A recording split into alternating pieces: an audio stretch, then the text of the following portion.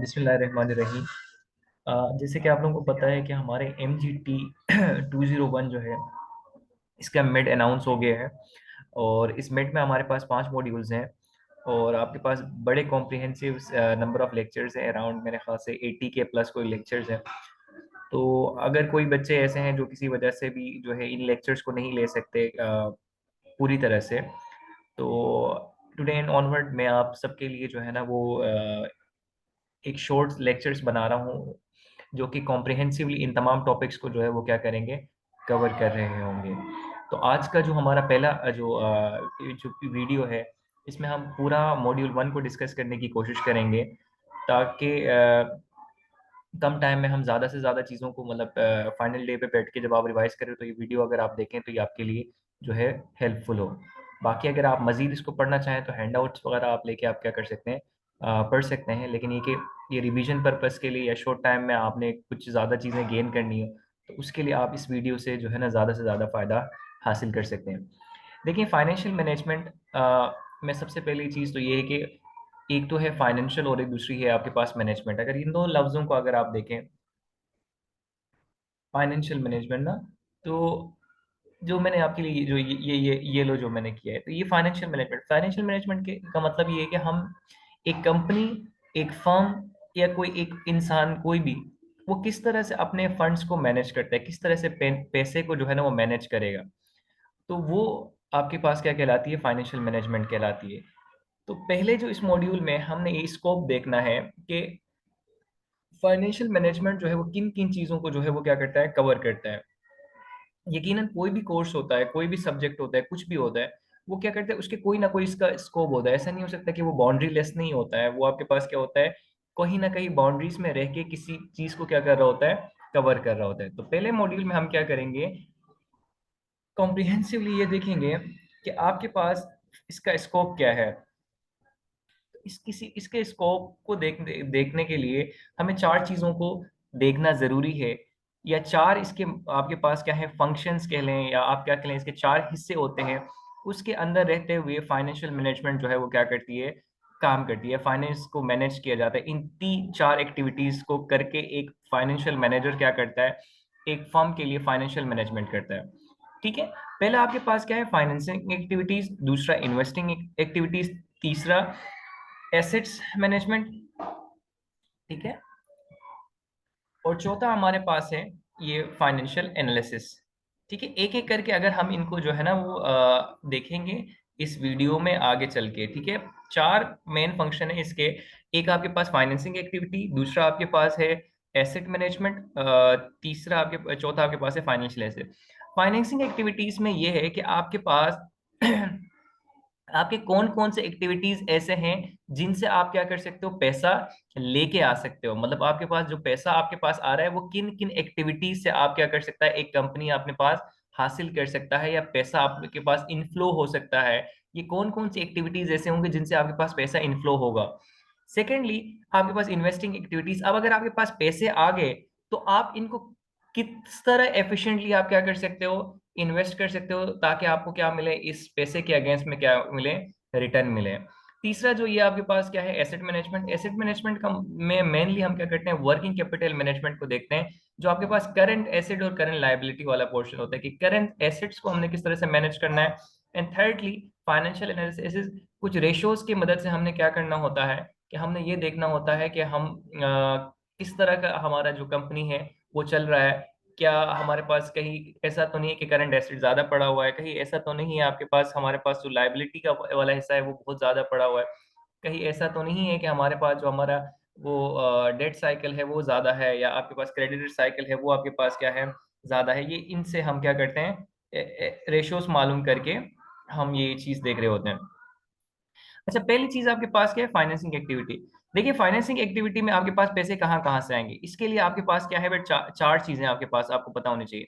एक आपके पास क्या है, सोर्स ऑफ फाइनेंसिंग क्या होगी, टाइप ऑफ फाइनेंसिंग क्या होगी, टाइम पीरियड ऑफ फाइनेंसिंग क्या होगी, और कॉस्ट ऑफ फाइनेंसिंग क्या होगी। सिंपली आप अपने आप को रखेंगे। देखें आपके पास अगर आपको पैसे चाहिए तो आप कहाँ से लेंगे, घर वालों से लेंगे या बाहर वालों से कहीं से लेंगे, या अपने जो सेविंग्स है उनको इस्तेमाल करेंगे। ठीक है, अगर आप अपने से लेते हैं यानी एक कंपनी खुद से अपने से इंटरनल जो आपके पास शेयर होल्डर्स होते हैं, मालिक, देखिए एक इस यहाँ पे एक चीज को समझना जरूरी है कि आपके पास एक अकाउंटिंग में एक कॉन्सेप्ट होता है कि आपके पास जो बिजनेस होता है वो आपके पास क्या होता है, एक अलग एंटिटी होता है ओनर से, ठीक है, जिसमें आपके पास क्या होता है, ओनर्स आपके पास अलग एंटिटी होते हैं और बिजनेस आपके पास एक आर्टिफिशियल पर्सन होता है, वो बिल्कुल अलग होता है। Specially in case of company, company एक आर्टिफिशियल पर्सन होता है और वो अपने ओनर से आपके पास क्या होता है, बिल्कुल ही आपके पास क्या होता है, एक अलग एक बंदा होता है, उसके अपने लीगल राइट्स होते हैं, उसकी अपनी सारी चीजें आपके पास हो रही होती हैं जैसे एक नॉर्मल नेचुरल पर्सन के होते हैं। सो आपके पास क्या, एक कंपनी क्या करेगी, एक्सटर्नल जाएगी, यानी कंपनी के मालिकान से बाहर निकल के किसी से पैसे लेगी, या इंटरनली शेयर इशू करके, या जो आपके पास शेयर होल्डर्स हैं उनसे आपके पास क्या करेगी, पैसे लेगी। ठीक है, ये दो चीजें, सोर्स ऑफ फाइनेंस क्या होगी, या तो कंपनी क्या करेगी, बाहर किसी से लोन लेगी, या जनरल पब्लिक को शेयर इशू करेगी, या आपके पास क्या करे, इंटरनली आपके पास क्या करे, जो ओनर्स हैं उनको शेयर इशू करके पैसे आपके पास लेगी। दूसरा, जब ये फैसला हो गया कि क्या करना है हमने, बाहर से आपने पैसे लेना है या आपके पास अंदर से ही इंटरनली फाइनेंसिंग करनी है, तो आपने ये कंपनी ने डिसाइड करना होता है कि आइदर वो इक्विटी यानी आपके पास शेयर इशू करेगी या डेट फाइनेंसिंग करेगी। देखिए इक्विटी, इक्विटी क्या होता है कि इक्विटी में हम क्या कर रहे होते हैं कि शेयर इशू कर रहे होते हैं, यानी मालिकाना हुकूक दे रहे होते हैं आपके पास। अगर आप किसी को शेयर इशू करते हो तो फिर शेयर के भी दो टाइप्स हो सकते हैं आपके पास, क्या होते हैं इक्विटी के, एक आपके पास ये आगे चल के हम देखेंगे कि ऑर्डिनरी शेयर या कॉमन शेयर्स होते हैं, और एक आपके पास क्या होते हैं, प्रीफरेंस शेयर्स होते हैं। अगर आपके पास कॉमन शेयर्स इशू करते हो तो आप ये क्या करते हो कि आप बिल्कुल उसको क्या देते हो, ओनरशिप आप एक कंपनी में दे रहे होते हो, यानी अगर इक्विटी आप देते हो पैसे के अगेंस्ट में शेयर इशू करते हो, तो आप क्या कर रहे होते हो, उसको ओनरशिप दे रहे होते हो। या डेट फाइनेंसिंग, डेट फाइनेंसिंग का मतलब ये होता है कि आप एक लॉन्ग टर्म क्या ले रहे हो, लाइबिलिटी ले रहे हो। लाइक इसके लिए बहुत आसान, मतलब जो बहुत कॉमन चीज इसमें देखी जाती है वो बॉन्ड्स इशू करना होता है, कि आपके जनरल पब्लिक को आप क्या करें, बॉन्ड इशू करें। इसमें भी ये हो सकता है कि आप क्या करें, या किसी बैंक से जाके क्या करें, आप लोन ले ले डायरेक्ट, या आप क्या करें, जनरल पब्लिक को क्या करें, बॉन्ड इशू करें एक इंटरेस्ट रेट के ऊपर, जो आगे देखेंगे कॉस्ट ऑफ फाइनेंसिंग में उसको ना। फिर आपके पास टाइम ऑफ फाइनेंसिंग है। टाइम ऑफ फाइनेंसिंग में देखिए, आपने टाइप ऑफ फाइनेंस आप जब सेलेक्ट करते हैं ना, इसके साथ टाइम को भी देखना होता है कि इधर आपके पास लॉन्ग टर्म फाइनेंसिंग करेंगे, लॉन्ग टर्म फाइनेंसिंग जैसे मैंने आपको कहा कि बॉन्ड्स आपने इशू करने होते हैं एक साल से ज्यादा के अरसे के लिए, 2 साल के लिए, 3 साल के लिए, 4 साल के लिए आप बॉन्ड इशू करते हो। और फिर आप क्या करते हो, उनको at the end of 3 years आपको क्या करते हो, वो पैसे इंटरेस्ट के साथ सालाना उनको इंटरेस्ट देते हो, और आखिर में उनको प्रिंसिपल भी आपके पास वापस करनी होती है। या आपके पास इक्विटी आप देते हो। इक्विटी का मतलब ने जैसे ऊपर आपसे बात की कि इक्विटी का मतलब ये होता है कि आप क्या करो, उनको ओनरशिप दे दो कंपनी में, जो आपके पास पैसे जो आप उनसे ले रहे हो उसके बदले में। इसके अलावा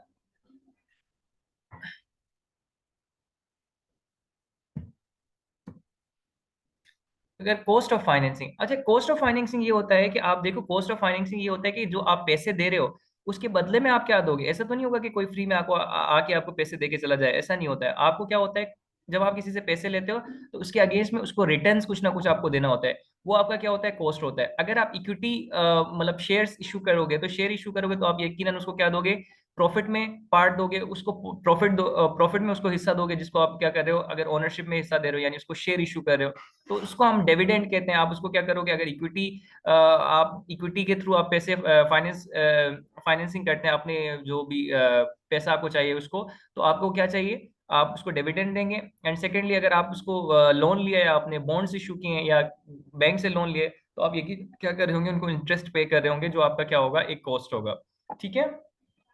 एंड थर्ड, फाइनेंसिंग एक्टिविटीज में तीसरी चीज आपके पास है इक्विटी फाइनेंसिंग। अब देखो एक एक करके आप इनको दे देंगे। अगर इक्विटी फाइनेंसिंग होगी तो इसमें क्या होता है, इक्विटी फाइनेंसिंग में आपके पास क्या हो सकता है, दो चीजें हो सकती हैं। एक, आप क्या करते हो कि कॉमन शेयर्स इशू करते हो। कॉमन शेयर का मतलब ये होता है कि ये वो शेयर्स होते हैं जिसके जिनको जो अगर जब आप शेयर इशू करते हो, ये कॉमन शेयर्स, ये आपके पास क्या होगा, आप मोटे मोटे ये समझ लें कि आपके पास क्या होगा, आप ओनरशिप में क्या कर रहे हो, एक पार्ट दे रहे हो। यानी आपके पास जो कॉमन शेयर वाला बंदा होता है, जिसके पास कॉमन शेयर, अब शेयर क्या होता है, देखिए लेट से अगर आपके पास एक कंपनी है, उसकी अगर एक पेड अप कैपिटल है ना, अब या रजिस्टर्ड कैपिटल है 1 मिलियन का, तो उस 1 मिलियन को क्या करते हैं, कंपनी अपने हिसाब से क्या करती है, छोटे छोटे हिस्सों में तकसीम करती है, और ये बताती है कि यार एक हिस्सा जो है वो आपके पास इतने का है।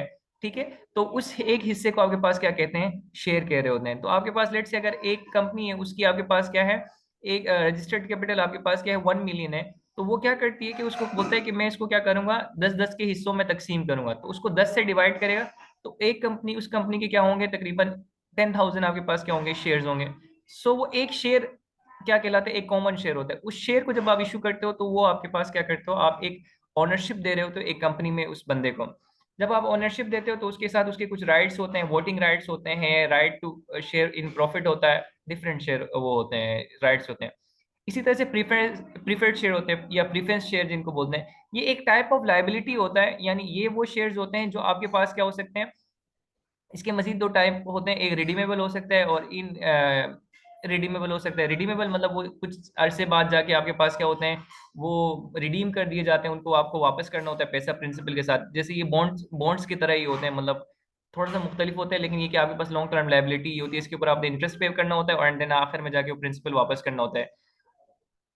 इसमें ये होता है कि जब प्रीफरेंस शेयर और कॉमन शेयर में फर्क ये है कि प्रीफरेंस शेयर का नाम से ही पता चलता है कि जब आप ये प्रीफरेंस शेयर होल्डर जो होता है ना, उसको आपके पास क्या होता है, प्रीफरेंस दिया जाता है हर चीज में। अगर एक कंपनी लिक्विडेशन में जाती है या बंद हो जाती है तो सबसे पहले जो शेयर दिया जाता है वो प्रीफरेंस शेयर होल्डर्स को दिया जाता है, और उसके बाद आपके पास क्या होता है, कॉमन शेयर होल्डर को दिया जाता है।